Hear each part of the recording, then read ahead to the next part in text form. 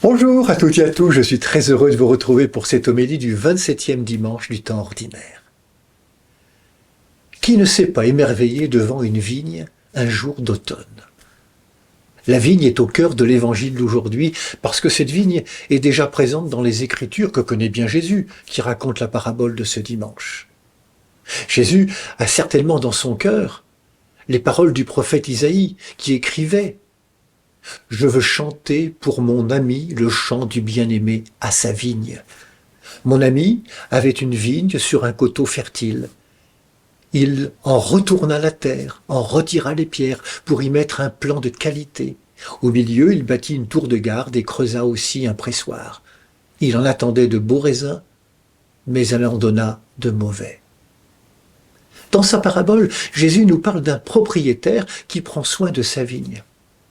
C'est lui qui l'a plantée, qui l'a protégée. C'est lui qui creuse un pressoir. Et ce pressoir nous montre bien que cette vigne n'est pas là pour faire joli, mais bien pour porter du fruit. Vous ne trouvez pas que ce propriétaire ressemble à Jésus? Jésus qui, comme le propriétaire, a tout préparé pour que la vie puisse naître et grandir et porter du fruit. Cette vigne, il l'aime, comme il aime chacune et chacun de nous. Aimer pour Jésus, c'est permettre à toutes et à tous d'exister, d'avoir sa place dans ce monde. Mais plus encore, cette vigne qui est son œuvre et son travail, il la confie à des vignerons. Et les vignerons, c'est nous. Non seulement il nous aime, mais il nous fait confiance au point de nous confier la responsabilité de sa vigne. Il nous confie une mission, il nous offre un travail. Il ne doute pas de nous. Il nous considère comme capables de participer à son œuvre de création. En vous disant cela, je ne peux m'empêcher de penser à Samir qui un jour est venu me trouver habillé d'un bleu de travail. Il s'est planté devant moi avec un sourire éclatant et me dit « Gilles, j'ai un travail ». Ce jour-là, j'ai mesuré à travers sa joie qu'il voulait partager avec moi l'importance d'être reconnu grâce à un travail. Il faut dire qu'il avait ramé.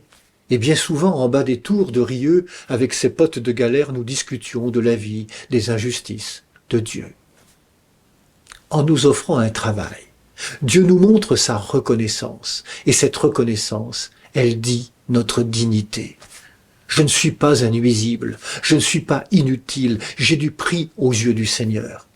Et pour bien montrer que nous sommes libres, le maître de la vigne s'en va. Vraiment. Il nous fait confiance. Puis vient le moment de rendre compte. Le fait de demander des comptes montre bien qu'il nous traite en vrais responsables. Cette vigne ne m'appartient pas, mais j'y ai ma part de travail et de responsabilité. Je dois rendre compte. Que faisons-nous de cette confiance accordée par le Seigneur? Que faisons-nous de cette maison commune qui nous est confiée? Que faisons-nous de nos vies personnelles? Dieu prend le risque de nous laisser libres. Dans la parabole, nous découvrons que les vignerons ne vont pas être à la hauteur de cette liberté. Ils vont se prendre pour le maître. Ils vont tomber dans le piège de l'argent pour gagner l'héritage. Ces vignerons n'acceptent pas le travail en alliance que Dieu leur propose, mais veulent travailler à leur compte sans penser aux autres. C'est tout le contraire de l'Évangile.